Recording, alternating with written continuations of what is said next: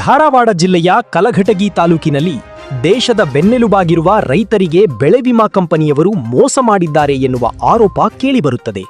ವಿಷಯ ಏನಪ್ಪಾ ಅಂದ್ರೆ, ರೈತ ವಿಮಾ ಕಂಪನಿಗೆ ವಿಮೆಯನ್ನು ಮಾಡಿಸುವುದು ಸರ್ವೇ ಸಾಮಾನ್ಯ.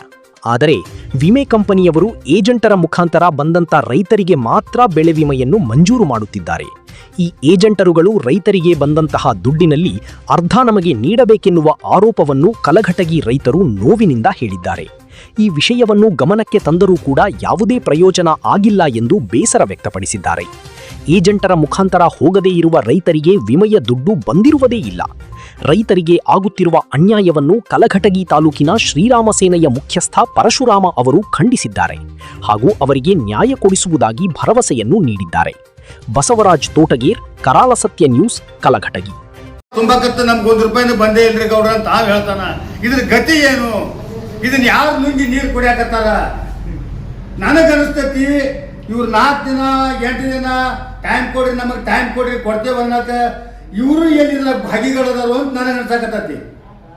ಇವರು ಒಂದೇ ಭಾಗಿಗಳು, ಅಲ್ಲಿರ್ತಕ್ಕಂಥ ಶಾಂಬವರು ಮತ್ತು ಅಲ್ಲಿರ್ತಕ್ಕಂಥ ವಾಲಿಕಾರ 2ನೇ ಭಾಗಿಗಳು, ಇನ್ನು 3ನೇ ಭಾಗಿಗಳು ಸೃಷ್ಟಿ ಮಾಡ್ತಾರೆ. ಅಲ್ಲಿ ಒಬ್ಬೊಬ್ಬರನ್ನ ಊರಿಗೆ ಒಬ್ಬರನ್ನ ಇಬ್ಬರನ್ನ ನಾವೆಲ್ಲ ಜವಾಬ್ದಾರಿನ ನಿಮ್ಮ ರೊಕ್ಕ ತೆಗೆಸ್ಕೊಡ್ತೇವೆ, ಕೊಡ್ರಿ ನಿಮ್ಮ ಉತ್ತರ ಬಾಸ್ಬೇಕಂತ ಹೇಳಿ ಅವ್ರ 3ನೇ ಜವಾಬ್ದಾರಿಗಳು ಏಜೆಂಟ್ರ ಮುಖಾಂತರ ಇವರೆಲ್ಲ ಮಾಡ್ಕೊಂತ ಹೊಂಟ್ರ JD ಅವ್ರು ಎದಕ್ ಬೇಕು? ತಹಸೀಲ್ದಾರ್ ಸಾಹೇಬ್ರು ಎದಕ್ ಬೇಕು? ಎದಕ್ ಬೇಕಾಗಿತ್ತು ಇವೆಲ್ಲ ಸರ್ಕಾರಿ ಕಚೇರಿಗಳು? ಇವರೆಲ್ಲ ಸುಮ್ಮನೆ ರೊಕ್ಕ ತಿನ್ನೋದು, ತಿಂಗಳ ಪೇಮೆಂಟ್ ತೊಗೊಳೋದು, ಹೋಗಿ ಮನೆ ಮಕ್ಕೊಂಡ್ಬಿಡೋದು. ಯಾರು ಕೇಳಾರಪ್ಪ? ಹೆಂಗೆ ತಕೊಂಡಾರಿ? ಒಂದು ಒಬ್ಬರದಾರ ಹೊಲ ಇನ್ಸ್ಪೆಕ್ಷನ್ ಮಾಡ್ರಿ, ಆ ಸರ್ವೆ ನಂಬರ್ ನೋಡ್ರಿ, ಆ ಸರ್ವೆ ನಂಬರ್ ಪ್ರಕಾರ ಅಲ್ಲಿ ಹೊಲಕ್ಕೆ ಹೋಗ್ರಿ, ಅಲ್ಲಿ ಏನೈತೆ ಪೀಕ್ ನೋಡ್ರಿ ಅಂತ ಹೇಳಿದ್ರ ಇವ್ರು ನೋಡಕ್ ಟೈಮೇ ಇಲ್ಲ. ಇವ್ರ ಆಫೀಸ್ನಾಗ ಇರಂಗಿಲ್ಲ.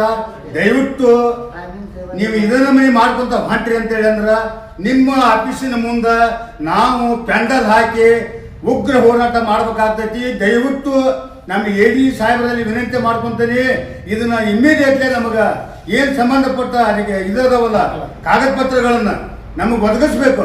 5 ಲಕ್ಷ ಎಷ್ಟು ಮಂದಿ ಬಂದೈತಿ, 4 ಲಕ್ಷ ಎಷ್ಟು ಮಂದಿ ಬಂದೈತಿ, 50,000 ಎಷ್ಟು ಮಂದಿ ಬಂದೈತಿ, ಮತ್ತೆ ಲಕ್ಷಗಟ್ಟಲೆ ಎಷ್ಟು ಮಂದಿ ಬಂದೈತಿ, ಅದ್ರ 50-50 ಎಷ್ಟು ಮಂದಿ ತೊಗೊಂಡ್ರು, ಯಾರ್ಯಾರು ನೀವು ರೆಡಿ ಮಾಡಿರ್ತೀರಿ ಅಲ್ಲೇ ಅನ್ನೋದನ್ನ ನಮಗೆ ದಯವಿಟ್ಟು ಮಾಹಿತಿ ಕೊಡ್ಬೇಕು. ಆಮೇಲೆ ನಮ್ಮನ್ನ ಕೇಳ್ತೀರಿ ನೀವು, ನೀವು ಯಾರ ಹೆಸರು ಹೇಳ್ರಿ, ಅವ್ರು ಯಾರ ಹೆಸರು ಹೇಳ್ರಿ. ಈಗ ನಮ್ಮ ಸಂತಿಮನಹಳ್ಳಿ ಒಂದು ಗ್ರಾಮ ಪಂಚಾಯತಿ ವ್ಯಾಪ್ತಿ ಒಳಗೆ ನೀವು ಯಾರು ಇಟ್ಟಿರಿ ಅಲ್ಲಿ? ಯಾರು ಕೆಲಸ ಮಾಡಕತ್ತಾರಲ್ಲಿ? ಶಾನ್ಬೋರ್ ಯಾರು ಅದಾರ ಅಲ್ಲಿ? ಅವ್ರ ಕೈ ಕೆಳ್ಕೊಳ್ಳೋ ಕೆಲಸ ಮಾಡ್ತಕ್ಕಂಥವ್ರು ಯಾರು? ಏನು ಅವ್ರಿಗೆ ಗೊತ್ತೋ, ಇನ್ನು ನಮಗೆ ಗೊತ್ತೋ? ಎಲ್ಲ ನಿಮಗೆ ಗೊತ್ತೈತಿ, ಎಲ್ಲ ನಿಮ್ಮ ಚಂಬರಿನಾಗ ಐತಿ, ಆದ್ರೆ ಕೊಡವಲ್ರಿ. ದಯವಿಟ್ಟು ಇವತ್ತು ಎಲ್ಲಿದ್ರೋ ಎಲ್ಲಿಲ್ಲೋ ಗೊತ್ತಿಲ್ಲ, ಬಂದ್ ಕಾಲೇ ನಮ್ಮ ಈಗ ಶಂಕರಗೌಡರು ಫೋನ್ ಮಾಡಿ ಮಾತಾಡ್ಯಾರ. ಈಗ AD ಸಾಹೇಬರಿಂಬಲ್ಲ ಅವ್ರು ಇಮಿಡಿಯೇಟ್ಲಿ ಬಂದ್ ಕಾಲೇ ನಮ್ಗೆ ಅವನ್ನೆಲ್ಲಾನು ಒದಗಿಸ್ಬೇಕಂತ ಹೇಳಿ ನಾನು 2 ಮಾತುಗಳನ್ನು ಮುಗಿಸ್ತೇನೆ. ಯಾಕೆ ಬರಲಿಲ್ಲ ಅಂದ್ರೆ ಏಜೆಂಟ್ರು ಮನುಷ್ಯರಿಗೆ ಬಿಟ್ಟಾರ, ಇವರು ರೈತರ ದನ ಕುಟ್ಟಾರ ಅಂತ ತಿಳ್ಕೊಂಡಿಯೋ ಹೆಂಗೋ? ಇದನ್ನು ಸರಳ ಕೊಡ್ತಾ ಇನ್ಸೂರೆನ್ಸ್ ತಿಂದಿದ್ದೆ ಸರಳ ಕೊಡ್ತೀವೋ, ಕೊಡಿಸ್ತೀವೋ, ಕೊಡಿಸೋದಿಲ್ಲ. ಕೊಡಿಸೋದಿಲ್ಲ ಅಂದ್ರೆ ಆಫೀಸಿನ ಮುಂದೆ ಕೊಂಡಿರ್ತೇವೆ. ತಹಸೀಲ್ದಾರ್ ನಿಮ್ಮ ಆಫೀಸಿನ ಮುಂದೆ ಕೊಂಡಿರ್ತೇವೆ, ಕೊಡಿಸೋ ಮಟ್ಟ ಏನು ಹೇಳೋದಿಲ್ಲ, ಇಲ್ಲೇ ಕೊಂಡಿರ್ತೇವೆ. ಏನು ಸತ್ಯ ಅಸತ್ಯ ಅನ್ನೋದು ಸಿದ್ಧ ಮಾಡಿ ತೋರಿಸ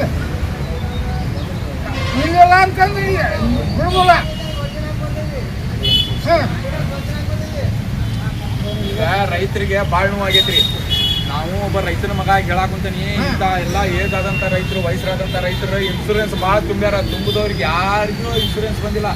ರೈತರಿಗೆ ಅದು ಗೋವಿನ ಜೋಳ ತುಂಬಿದವ್ರಿಗೆ ನಿಜವಾಗ್ಲೂ ಬಂದಿಲ್ಲ. ಈ ಅಧಿಕಾರಿಗಳು ಮಾಡಿರುವಂಥ ಹಲಗಡಗಿರಿಯಿಂದ, ಈ ಏಜೆಂಟ್ರು ಮಾಡಿರುವಂಥ ಹಲಗಡಗಿರಿಯಿಂದ ಈ ಇನ್ಶೂರೆನ್ಸ್ ಸ್ವತಃ ತುಂಬಿದ ರೈತರಿಗೆ ಇನ್ಶೂರೆನ್ಸ್ ಬಂದಿಲ್ಲ. ಇದೇನು ಇವ್ರು ಏಜೆಂಟ್ರು ತುಂಬ್ಯಾರಲ್ಲ ಆ ರೈತರಿಗೆ ಇನ್ಶೂರೆನ್ಸ್ ಬರತ್ತೆ, ಅದು ಲಕ್ಷಗಟ್ಟಲೆ ಬರತ್ತೆ. ಅದ್ರೊಳಗಡೆ ಪಾಲ್ ಅಂತ ಇವ್ರಿಗೆ 50%. ಅದಕ್ಕಾಗಿ ನಾ ಹೇಳ್ತೀನಿ, ಯಾವುದೇ ರೈತರು ಇನ್ಶೂರೆನ್ಸ್ ಬಂದಂಥ ರೈತರು ಯಾವ ಏಜೆಂಟ್ರಿಗೂ ನಿಮ್ಮ ಅಮೌಂಟನ್ನು ತೆಗೆದು ಕೊಡಬಾರ್ದು. ಯಾವಾರ ಏಜೆಂಟ್ ನಿಮಗೆ ಕೇಳಿದ್ರೆ ನಮಗೆ ರೊಕ್ಕ ತೆಗೆದು ಕೊಡ್ರಿ ಅರ್ಧ ಅಂತ ಕೇಳಿದ್ರೆ ಬಂದು ನಮಗೆ ಭೇಟಿ ಆಗ್ರಿ ಅವಶ್ಯವಾಗಿ. ಈಗ ಯಾರು ಕೊಟ್ಟಿರಿ ಆಲ್ಮೋಸ್ಟ್ ಆಲ್ ಅರ್ಧ ತೆಗೆದು ಅವ್ರು ಬಂದು ನಮಗೆ ಭೇಟಿ ಆಗ್ರಿ. ನಾವು ಕಾನೂನು ರೀತಿಯಿಂದ ಅವ್ರ ರೊಕ್ಕ ಅವ್ರಿಗೆ ಬಳಿ ಕೊಡಿಸುವಂಥ ಕೆಲಸ ಮಾಡ್ತೀವಿ. ಇದು ಏಜೆಂಟ್ಗಳು ಹಾವಳಿ ಒಂದು 5-6 ವರ್ಷದಿಂದ 4-5 ವರ್ಷದಿಂದ ನಡೆದೈತಿ.